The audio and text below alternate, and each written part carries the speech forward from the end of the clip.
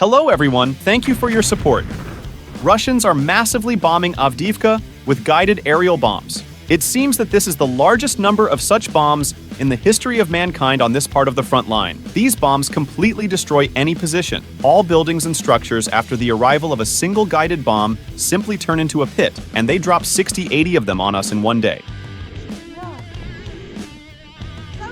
On Saturday, February 17th, Ukrainian Air Defense Forces shot down a Russian Su-34 aircraft in Luhansk region. The pilot of the enemy fighter directed the aircraft toward residential buildings. Residents of the village of Dyakova saw the Russian fighter jet killing civilians.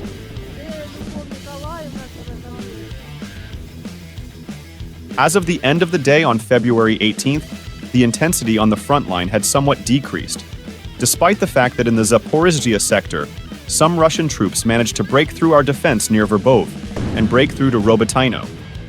The enemy used about 30 vehicles in the offensive, 18 of which were destroyed. Unfortunately, the enemy had some success and managed to gain a foothold. Russian occupants in the Zaporizhzhia direction are trying to attack AFU positions with small assault groups. They are being destroyed in the vicinity of Robotyne. The Russians have concentrated about 40,000 of their cockroaches in this direction.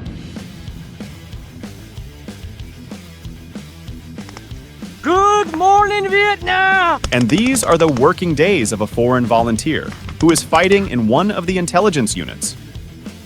I am extremely grateful to the people who stood up for truth and justice. In the Avdiivka sector, our defenders repelled 5 enemy attacks. Here, Ukrainian troops have consolidated their positions on new defense lines and are successfully repelling Russian occupants' attempts to develop their offensive. Russian troops, despite suffering enormous losses, are continuing their efforts to regain their positions. After the fighting for Avdiivka itself is over, the Russians will have to decide where to move their main forces next. The enemy may try to enter the operational space to the west of the city, or concentrate on Kupiansk, Chasovye Yar, or Robotyne. Russians hit a school in Sloviansk and a private sector in Kramatorsk. A family of 4 is trapped under the rubble of a house in Kramatorsk. Sports school temporarily occupied Melitopol. A Russian trench cockroach showed the children a handheld grenade launcher during a competition and fired it. 6 children were injured because of this enite. Sports school temporarily occupied Melitopol. A Russian trench cockroach showed the children a handheld grenade launcher during a competition and fired it. 6 children were injured because of this enite.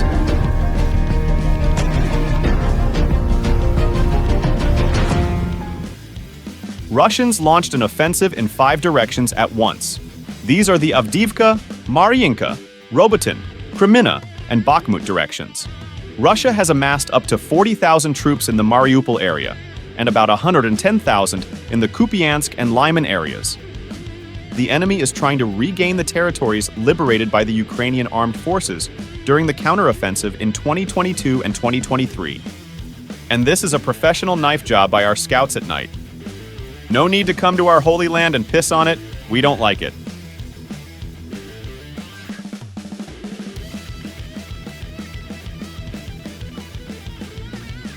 After yesterday's shooting of our wounded prisoners, it is simply impossible to watch. Fresh video from the Zaporizhzhia sector. Ukrainian soldiers provide medical aid to wounded occupants. I think you feel the same way I do. Repulsing an attack east of Kopani village, Zaporizhzhia region. FPV drones destroy BMP-1 and BMP-2, along with infantry on top. Look how far from the front line they managed to get. Unfortunately, I don't know how they did it. On February 19th, the Air Force reported shooting down 2 Russian fighter jets in the skies over Ukraine. Thank you for watching. That's all the news for today, friends. Please support me by subscribing and liking.